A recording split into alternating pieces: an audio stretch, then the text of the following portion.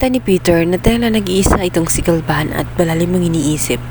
Dito niya sabi ni Galvan na naiisip niya na unti-unti nang nawawala ang mga lalaking palasyo sa loob ng mansyon, kung kaya't nag-aalala siya sa legacy na sinimulan ng kanilang pamilya. Kailangan nila ng mga lalaking palasyo. Dito na nga ay sinabi nitong si Peter na hindi pa lahat nawawala, meron pag isang palasyo ang natitira.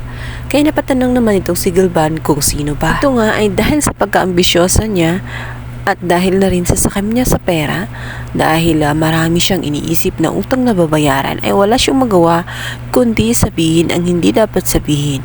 Yun nga ay magugulat nitong si Mr. Galvan dahil sasabihin niya na itong anak ni Rodolfo. Maya-maya pa nga ay iaabot na nga ni Peter itong larawan kung saan hawak-hawak ni Rodolfo ang isa pang bata.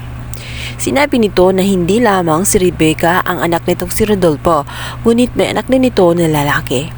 Nababaliw na nga itong si Peter dahil hindi naman niya katauhan ang kanyang inamin. Ang gusto lamang niya ay magkaroon ng pribilehiyo bilang isang palasyo. Wala na siyang pakialam sa nararamdaman nitong si Jericho.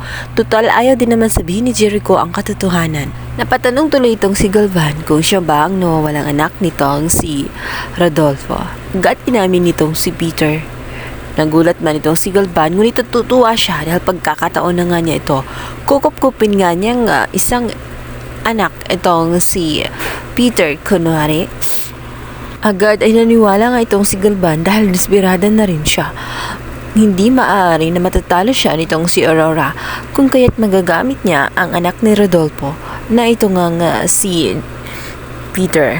Sa pag-aakala nga niya na totoo ang sinasabi nitong si Peter, agad na in-announce sa lahat ang balitang iyon, subalit hindi naniniwala itong si Aurora. Kamamatay lang ng apo niya kay Beverly. Ngayon naman ay may tao siyang ipapakilala at yun ay gagamitin niya. Nahihibang na ba umano itong si Galvan? Sinabi niya rito na sana raw ay magising itong si Basil upang multuhin siya nang magising siya sa katotohanan na nagpapanggap lamang itong si Peter. Sabi ni Aurora na paano umano magkaroon ng dugo ng palasyo ang isang katulong lamang at tagasilbi.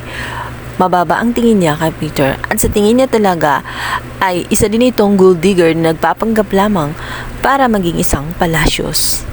Kaya naman, na-advise nila na magkaroon nga ng DNA test at nang makasigurado kung totoo ang pinagsasabingan nito ang si Peter.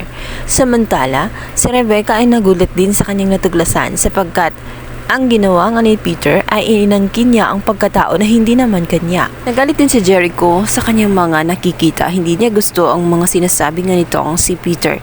Nagpapanggap siya. Kaya naman, nung sila na nga lang ay nasuntok niya itong si Peter kung bakit kinuha niya ang kanyang identity at nagpanggap siya. Sinabi ni Peter na ginawa lamang niya yun dahil nagipit siya at kailangan nga niya ng pera.